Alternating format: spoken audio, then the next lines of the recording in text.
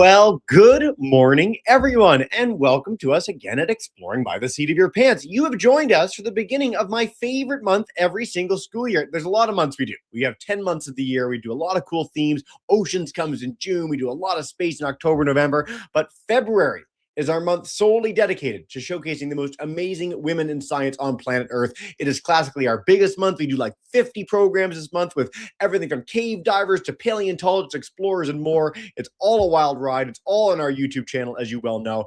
And you honestly could not be joining us for a better year. We've got the best lineup we've ever had for this year, and I'm so excited to have you all in joining from around the world. Now, today, we are beginning with 3 programs, and our first program is with an all-time favorite here at Exploring by the Seat of Your Pants, Dr. Erica Caden. For the first time in many years, we are going into the mines, into the lab at SNOLAB in Sudbury, Ontario. I'm not going to talk much more about it because Erica's going to blow your mind of where she is and the cool work she gets to do there, but suffice it to say, this is a journey unlike any other. There's literally nothing we do like this in our whole organization in like 4,000 broadcasts, so I'm thrilled to have Erica back. I'm thrilled you're all here, and without further ado, I'm going to zip it and turn you over to her. So, Dr. Erica, come on in and take us away. Hey, Jesse, good to see you. So excited to get to talk to everyone today. Yeah. Where are you? What is this weird looking, very sciencey, tubey looking place going on? Tell us more. So I am deep underground at SNOLAB. We are a particle physics lab in an active mine in Northern Ontario. So all around me outside the lab is mining. In Sudbury, we mine mainly nickel and some other metals, copper, and some other small amounts of other trace metals. But we also mine for knowledge here at SNOLAB. We have experiments looking for dark matter and neutrinos in our facility. So I'm going to walk around a little bit. So this is what the surface building looks like from the outside. But I am deep underground inside the lab. So it's about the size of a shopping mall, but as clean as an operating room. And this is where we have set up to do many different experiments. So this is a picture of the ore body in red, and we are 4 CN towers deep, which is 2 kilometers or 6,800 feet. Yeah.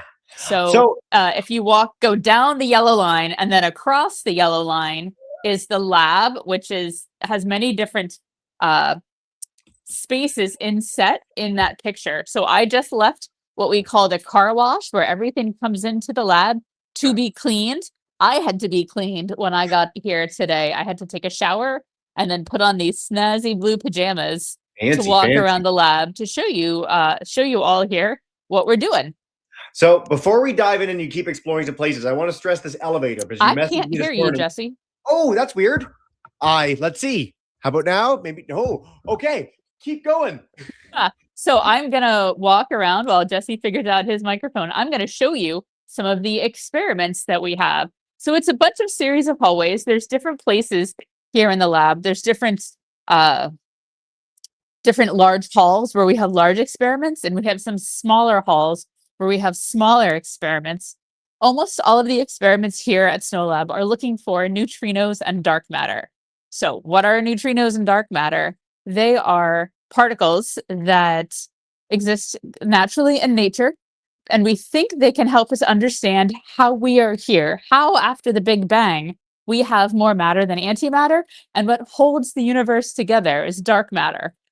So we can see its effects, and we can call it dark matter because we know it doesn't emit light and it holds things together gravitationally, but we don't know much about it than just that. So we have many experiments here at SNOLAB looking for dark matter to interact in their detectors and leave a tiny little signal. So we're looking for these particles, but we have not found them yet, but we have many different ways to try to find them. So I'm going to show you, this is one experiment called Pico, and it's inside this giant water tank. So maybe the water tank isn't super interesting to look at from the outside, but it is really, really cool inside. It is a bubble chamber that is looking for dark matter to bounce off and create a tiny bubble. And we take a picture of the bubble and we listen to it pop. And then over here is the cute water tank, which is a testing ground for quantum sensors. And these quantum sensors can also be used to detect dark matter. So this is a pretty cool project at SNOLAB right now, this cute water tank. And what I'm walking over towards is one of our big projects being installed. It's called Super CDMS. And they are looking for dark matter to interact with silicon and germanium crystals. And they provide a little bump, a little pop inside the crystal, and we can detect those just knocking off an electron in their electronics. And so all of these experiments are looking for dark matter with different technologies and different techniques. Here is a map of the lab. So we are kind of in the little ladder area that says CUTE and ChemLab and Super CDMS and Pico 40L. Those are the experiments that we've just walked by. There's much going on. There's a lot happening at the lab right now. And I get to walk around and talk to you about it. Oh, you're good. Your camera's back. Can you hear me now? I am. So I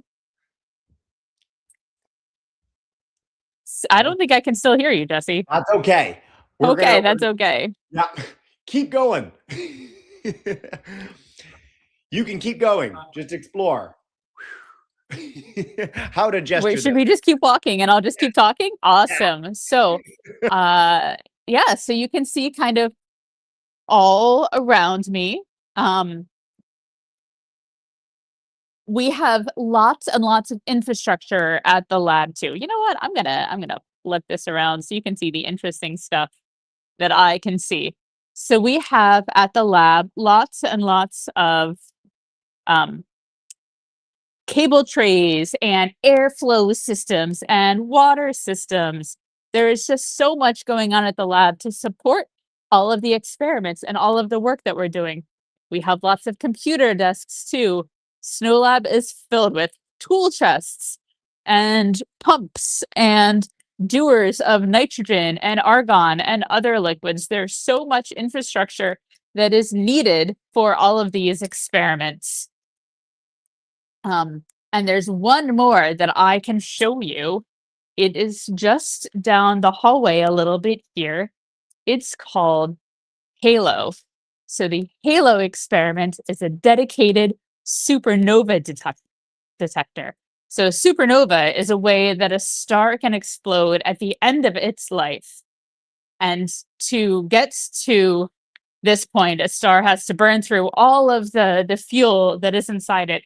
This is, as we're walking there, these are air handling systems because we have to filter out all of the mine dust from the air before we can bring it into the lab. So we're coming over to the HALO detector. So this detector can see a supernova from anywhere within 10 kiloparsecs, which sounds like a made-up Star Wars unit, but really it means 200 quadrillion miles away. I had to look this up. 200 quadrillion miles away. If a supernova happens, we will see it inside this detector. So, this is a very unique detector because it is only designed to see supernovas. That is its main science goal. If we see a supernova, that's very, very exciting. We'll see the neutrinos, and we can also hopefully see the explosion in process as it's happening. We have not seen that yet, but here's another picture of HALO. Thanks, Jesse. The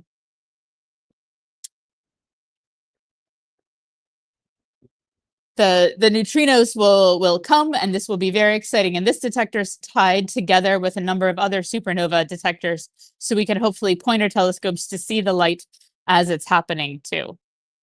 So I'm going to try to, why do we have to be so far below ground? That is a great question.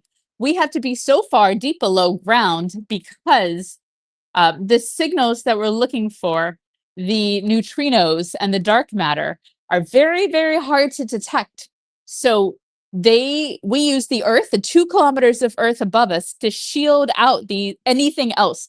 Dark matter gets through, neutrinos get through, but nothing else can get through. So our detectors have to be very deep underground to shield from other particles. And then everything has to be very clean. So I said, things are cleaned. I have to clean myself. Every single inch of everything that was built underground had to be cleaned by hand, scrubbed by hand. All the cables that we walked by, all of the sheets of metal on all of the tanks, all of the equipment, everything has to be cleaned here at SNOLAB. Cool. Yeah, I can hear you. Oh, you can hear me. Oh, Yes. good. Wow. So there you go. All of a sudden it's working. So we've got all sorts of questions pouring in. And by all means, we can go explore other places too and see some more. But this has been so much fun. Miss Riddle's class wanted to know, how slow are supernovas? Like, how long does it take the particles to get to you? So the supernovas happen really quickly. We expect, oh, that's a good question. They don't take very long. It's just a few hours, I think, for the neutrinos to get here from the supernova. But the light, so the particles of light take a lot longer. They get caught up in the nuclear explosion inside the star, and they'll take maybe a day to get here. But the neutrinos, because they don't interact with much, which makes them hard for us to see, but we still can see them, it also makes it easy for them to get out of the explosion. There's not a lot catching them. There's not a lot of interactions that they have inside the supernova. So they get here very quickly. So if we see the supernova, see the neutrinos, we can maybe point our telescopes to where we think the light will be. I want to harp on this about neutrinos because it's such a weird conceptual thing, especially for our younger kids. But like, neutrinos, are there any around you right now? Tell us a little more. Oh my gosh. So the neutrinos come from everywhere. They come from all the really interesting interactions. The sun produces neutrinos. They happen in nuclear reactions. So nuclear reactors produce neutrinos. So if you hold out your thumbnail, you will see, everybody hold out your thumbnail.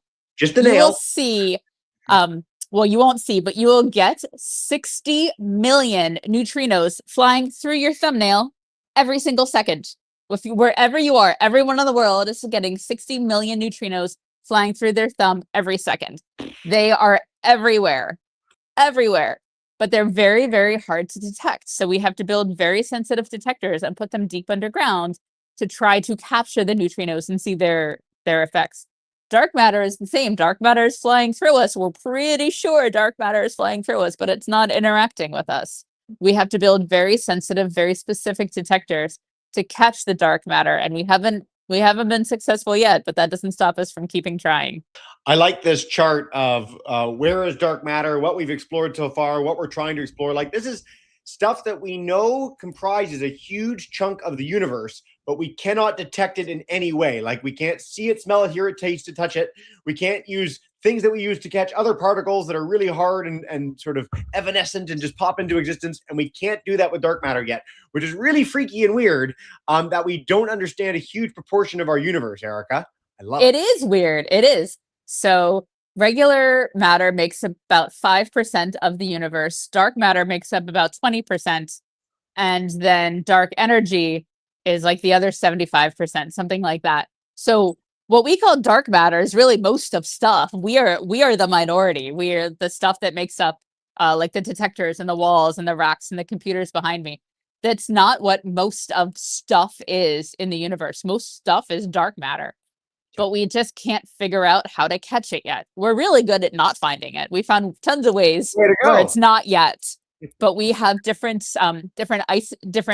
chemical elements that we will build our detectors out of, and more sensitive sensors to try and read the signals out. So we develop a lot of technology that can be used for other things while building our particle physics detectors here underground. And I want to stress for our audience, because like this is the sort of physics that you start remotely understanding in university. Like if you're in grade 4 or 6, like this is way beyond what you're going to be learning in classes, and it makes it so cool. But I want to stress too, like even the smartest scientists in the world, like Dr. Erica, like this is freaky and weird to them. Like it's not just weird to us to understand what dark matter and dark energy are. My physics professor in university was like, you might as well call it Fred. Like we have no idea what this is, how we're going to find it, how we're going to understand it. But it's really exciting that we are putting so much effort into trying to understand it. And it's why we get the chance to tour an amazing lab like this. Erica, we've got so many more questions in the chat that we can actually take in a broadcast already, which is great. Yes. And Mr. Hancock's class, is there anywhere you want to walk us to, or do you want to take a few more questions here while we know the connection's really good? Let's take a few more questions here and then we'll walk somewhere. Sweet. I'm going to head to Mr. Hancock's class in Georgetown. If they want to come on in and kick us off with a live question, you are good to go. Hey. Hey, good morning. We were wondering Hi. hello. What could happen if bacteria got down there and you weren't gone through the car wash? Ooh. My audio is just not working. I could not hear the question. That's okay. Yeah. What happens if bacteria gets down there? What happens if dirt gets down there? Does it affect anything? If it misses, doesn't get caught by the car wash, what happens? That's a great question. So we clean everything. I think bacteria probably does come down here because we are human, but we are constantly cleaning. We are wiping and vacuuming and mopping and dusting everything all the time here. And I have to say, some bacteria comes down here on purpose because we can do a lot of unique biology experiments here in our deep underground lab because we're not exposed to the same normal, fine, regular radiation that everyone is exposed to on the surface of the earth. Totally cool. We evolved as a species. Everything on the planet evolved to have some amount of radiation coming to us from the sun. So then it's interesting to study how do organisms grow deep underground here where there is less radiation because of the 2 kilometers of rock that can stop it. So we have different biology experiments that are studying, they studied fish eggs, they studied some cell culture lines, and now they're studying dried out samples of yeast. If you grow the yeast underground and then bring it up to surface, does it survive as well if you're on now in higher radiation environments than when it was grown deep underground? And you can send those same yeast samples up to the space station and see when you have elevated radiation in space because you don't have the atmosphere to protect us, how does the yeast grow and change compared to here on surface? So those are some of the other non-particle physics experiments that we can do because we have this ultra clean environment here at SNOLAB. Super cool. We're going to harp on the cleaning and how getting down there a little bit later, but I've got a great one from Miss Grimm's class in Tucson. They want to know, flame was mentioned on the map. Does it involve fire underground? Because that sounds kind of awesome. 0%. No fire underground. That's a good question, though. It's an acronym. We scientists love our silly acronyms. Jesse, I think I'm going to have to name my next experiment Fred, and we'll have to figure out what it stands for later. But flame is flies in a mine. So again, with the every now and then we'll let some bacteria underground. Oops. We also let underground fruit flies, but they don't get out. They stay in their test tubes. And we can use fruit flies as a model organism to study the metabolic effects that change as you go deep underground. We are about 25% higher pressure. So all of your seals, all of your anything that has to shut tight or deal with pressure has to work at higher pressure if you're deep underground. So how does that change our bodies?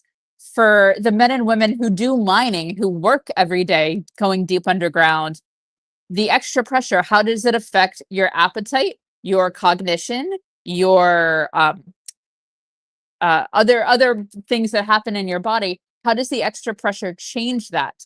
So we can use fruit flies, which is what the F is, or in flies in a mine, this flies in a mine experiment. We can use fruit flies to study these changes on more simple organisms that are very, very well understood. There's been much work done on fruit flies, but then we can see how does their metabolism change? How does their cognition change? And there's tests that we can do with them. It's a very interesting project. When I got the chance to go down into the mine with Erica, thanks to her amazing invite, one of the coolest things I've ever done, I got to see the fly area. So that was very, very fun. So a big thank you to you for that. And a great question. Caesar's in Nicaragua. He wants to know, how long did it take to build SNOLAB and how do you get down there? Is it by stairs or elevator? We have a special elevator that the miners go in as well. So we can cram about 30 to 40 people all kind of smushed together in the elevator, and then it takes us straight down the 2 kilometers. How long did it take to build SNOLAB? I want to say the construction for this newer area of the lab where I am took about 5 years because you have to blast. You have to, the same way that you blast out for ore, you have to break up all these pieces of rock and then carry them up to surface. And then you have to finish it. So you have to spray on, make sure you have bolts, that all the walls are secure, and you have to spray on concrete to make it extra secure, and then you have to paint it, and you have to do that with the walls and the ceiling, and run all of the electrical and the fire safety. It took a long time to build SNOLAB. And different parts could be kind of built and finished in stages. So that is, it took a long time, and we're quite full. If you kind of look behind me, almost every part is filled with shelves or experiments. I've walked by, I'm in another area that has a couple small dark matter experiments using the same technology that is in our cell phone camera. It's called CCDs. So that experiment is called Sensei, and the one in front of me is called DAMIC, and they're both using the technology inside your cell phone camera to look for dark matter hitting inside those materials. Super Yeah, cool. so I'm on the kind of the one line down from the top. Yeah. Where it says DAMIC and Sensei right there. Yeah. There we go. By the way, I want to stress, as someone who came in and my audio is just not connecting with you, Jesse. That's okay. It's okay. I'll put questions up in the chat. Here we go. Why is it called SNOLAB? There we go. Why is it called SNOLAB? Okay. So the original experiment that started the lab was called SNO, the Sudbury Neutrino Observatory. So this experiment was looking for neutrinos from the sun and to observe how they changed as they came from the sun. So many experiments were looking for electron type neutrinos. Our neutrinos come in 3 different flavors. They're chocolate, vanilla, and strawberry. They are electron, muon, and tau. And the sun makes electron neutrinos, but we weren't detecting the right number of electron neutrinos in experiments here on Earth. So the SNO experiment was designed to detect all 3 flavors. And so this experiment showed that the electron flavors produced in the sun change into other flavors by the time they get here to Earth. So SNO then became SNO Lab. And so we just call it SNOLAB. Super cool. All right, let's see. Good question. Does dark matter give off radiation in the electromagnetic spectrum? It does not. This is what makes it, if it hit things and produced lights or radio waves or x-rays or other electromagnetic radiation, it'd be so much easier to find. I wish it did, but it doesn't. It only interacts through one of the different fundamental forces that you might learn about later on in school. And it is really, really hard to detect. So we need to kind of convert one reaction into another reaction, and then hopefully in the electromagnetic spectrum and see it later on in that. That's a really good question. Next one. What made me decide to become a scientist? I like understanding things. If you ask any of my friends, I will just, why? Okay, but why? No, but really, why? Why this? Why that? Why? I was one of those kids, and this is where it led me. So just really wanting to understand things deep to the deepest fundamental. Why does this happen? Why are we? Why are things? So particle physics seemed to be the ultimate answer to those questions, and it excited me so much because it was really hard too. Like there's quantum mechanics and electricity and magnetism and deep understanding of electronic circuits. There were so many things that you needed to understand, and I really liked working on something that was really hard. I guess I'm a bit of a glutton for punishment, but I really thought it was interesting to try to answer these hard questions. Very, very cool. All right. What on earth is this thing? What on earth is this thing? This thing is called SNO Plus. So this is the successor to the SNO experiment. This is the project that I started working on when I moved here to SNOLAB, and I still work on it. So this is a neutrino detector. This is the original detector that detected neutrino oscillations from the sun. The original SNO experiment, SNO. We have refurbished some of the hardware, and we have refilled it. It was filled with stuff called heavy water. Now it's filled with a material called scintillator, which is like a mineral oil, but with lots of other chemistry in it to produce lots of light. So we can detect neutrinos, the same neutrinos from the sun that SNO saw, but also neutrinos in lower energies from different sources. So we can detect the neutrinos from the nuclear reactors in southern Ontario in cities called Pickering and Darlington. We can detect those neutrinos 300 kilometers away here in Sudbury. So yeah. Wow. We can detect neutrinos from the inside the earth, from uranium and thorium inside the rock. Those neutrinos can be detected inside our detector now. Very, very cool. All right, Mr. Hancock's class. Is it dangerous to work down there? Is there a quick escape plan? That is a great question. It is not dangerous to work down here. Number one, Canadian mining is very safe. We have safety is our number one top priority in anything we do. You see right behind me, here's a fire extinguisher and a pull station. I'm looking at one just down the hallway as well. It is very, very safe here underground. There is an escape plan. If there's an emergency, if you hear an alarm cut off, I'm just going to say see you soon and head to our refuge station, which has extra security in the walls. And that's where we wait until the mine tells us it's safe to keep doing what we need to do or to come up to surface. It is very safe here. There's many systems in place to make sure that everyone who comes to work goes home from work. Next one. Do you have to decompress when leaving work? Yes. Actually, we decompress when we're coming down. So whenever we're getting deeper, I guess it is when we go back to surface too. If you have a cold or if you have any kind of stuffiness in your nose or ears, you definitely can't come underground because the increased pressure means that our little eustachian tubes can't handle or can't clear themselves very well. So as you go underground and you get higher pressure, then you just kind of clear your nose, clear your ears. We chew gum on the way down. That helps also, and you're all smushed together in the cage. The gum is helpful for many reasons. And then you just reverse the process as you go up. Yeah. Do people find any type of ores while it was being built? That is a good question too. We are luckily a little bit away from the ore body, from that big red vein in the slides that Jesse showed. So there's nothing of interest in the rock here except neutrinos.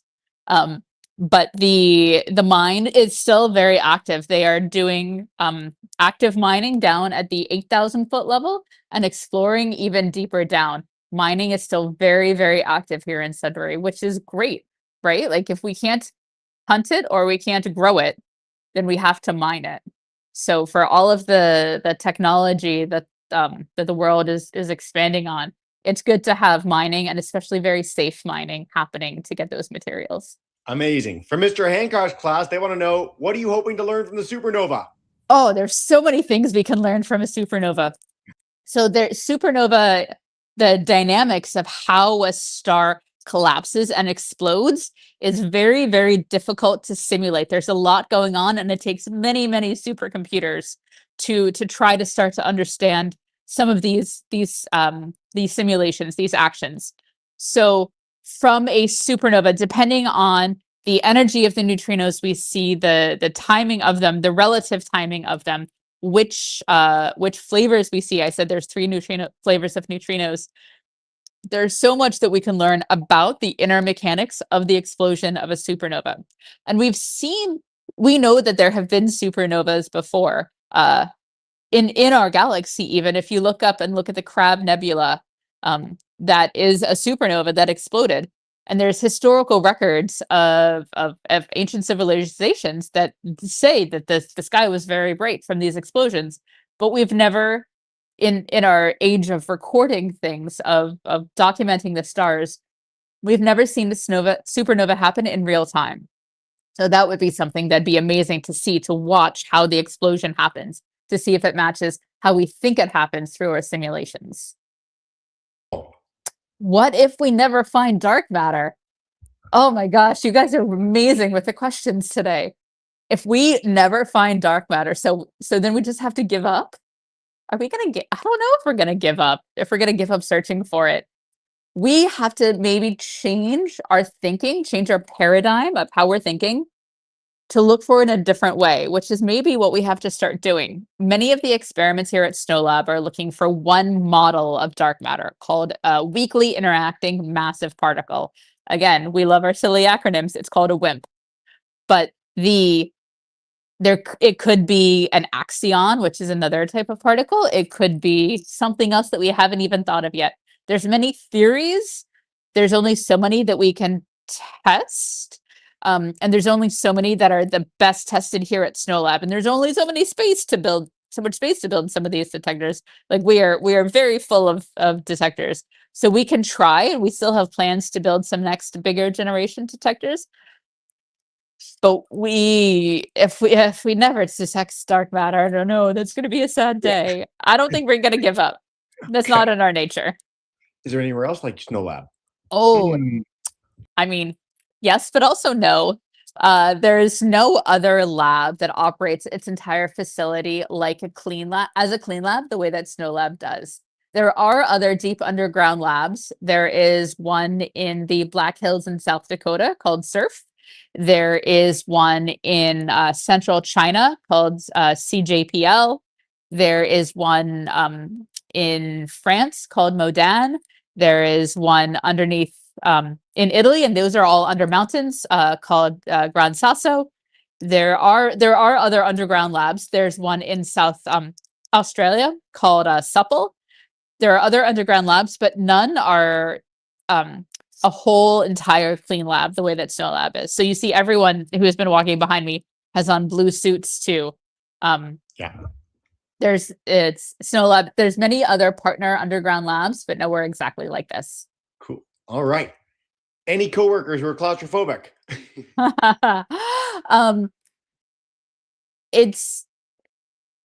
I don't know if anyone is claustrophobic. I don't think they would choose to go underground if they are. Yeah. Once you are underground, it does not feel like you're underground. It doesn't feel like you're in a dank basement, right? There's plenty of lighting. Yeah. The air is very clean. It's very filtered. It's very humidified. It's very nice to work down here. You're in very comfortable clothing. I don't know if anyone is claustrophobic. I think you might choose not to work down here, but I hope you give it a chance if you are. How long does the elevator take? So the elevator, it's so fast. It takes about 3.5 minutes to go 2 kilometers. It is, it shakes around a bit. You can feel it shaking, but it is very safe. There are many emergency systems in case something goes wrong, and something has never gone wrong. So you get down here pretty quick. It's more the it's then a long walk. I think that's probably the fastest part of the commute to work is the elevator down. So yeah, then you walk down. This is what Jesse's showing is a picture of the drift or the mine hallway, and this is what it's like after it's been mined out, and it's just a big hallway, and there's the kind of like fence that's on the wall that helps keep tiny rocks from falling and hitting our heads. And there are train tracks, and that's how we move things underground. I always picture Snow White and the Seven Dwarfs, how the Seven Dwarfs have the little carts on the rail cars. It's exactly like that here. Erica, I know you can't hear me, so I'm gonna put you in the I can hear you now. Oh, you could? Yeah. Okay. You're used to this. So our audio is so funny. I'm glad we're making this work with the things on screen. You're used to the elevator, but for our audience's sake, as someone who's been on the elevator, you pack in, there's like 40 of you on the elevator, and you're packed like this, and you're literally like your chest is to someone else's back, and then their front is to someone else's front. So you're like a sardine, and you're going blah, blah, blah, blah, for 2 kilometers, and then all the miners get off, and then you get off after. It's one of the weirdest experiences I've ever had in my life. So very strange elevator. Thank you for explaining that better, because I'm totally too normalized to it. Yeah. Here, how about I'm gonna walk, and if you lose me, then I'm just gonna get to the next cool thing to see. We got like 5 more minutes anyway, so we'll take a few more questions. If anyone else has extra, please do share them. But Mr. Hancock's class wanted to know, where does the funding come from? How do you pay for all this cool stuff? So the funding comes from the government, primarily the government of Canada, and then of the different provinces. But we also have partnerships with many of our experiments have come from international collaborations. And so the US government does some funding, other international governments do funding. It's the same kind of Department of Energy, National Science Foundation, Canada Foundation for Innovation. We might have lost Erica for a quick second here, but we're going to get her back in a second. So again, highlighting that it's a lot of government funding, a lot of big organizational funding, partnerships with universities and beyond. While we're getting her back too, just because we haven't shown this picture yet, I'm going to highlight lunchtime down below. So you've got all the scientists in their blue bunny suits in a cool little room for this. But it looks like we've got her back. So we're going to bring her back for the last little bit of that answer. Oh, and I lost your Hey, sound Erica, again. we got you back. Rat. But I'm gonna flip the camera around and show you our next big experiment hall. So this is where a new detector will be built. Well, this is called the cryo pit. This will be the home of a future liquid xenon detector. This large cavern is, the cryo pit is one of the deepest, largest caverns in the world. And this will house a future experiment that will look for both neutrinos and dark matter. So inside, what you see here is a clean tent where another version of a dark matter experiment is being built now. This is a space that many experiments use to kind of set up before they are ready to be built, and then they are built later. So this is but this volume where I am here, this cryo pit area is where a future experiment will be built here at SNOLAB. Ooh, all right. And then any final message to leave us on? Any final message? Thank you so much for letting me share this awesome workplace with you, and for kicking off Women in Science Month. Yes. And keep exploring. Thank you so much, Erica. So nice to have you today. I'm going to say farewell to her because her audio is a little iffy, but for our audience today in Newfoundland, Nicaragua, all over the world and more, thank you so much for joining. Check us out. We've got 2 more programs later today, including with a Mars NASA engineer. So lots of cool stuff. Really appreciate you being here, and have a wonderful rest of the day. Bye, everyone.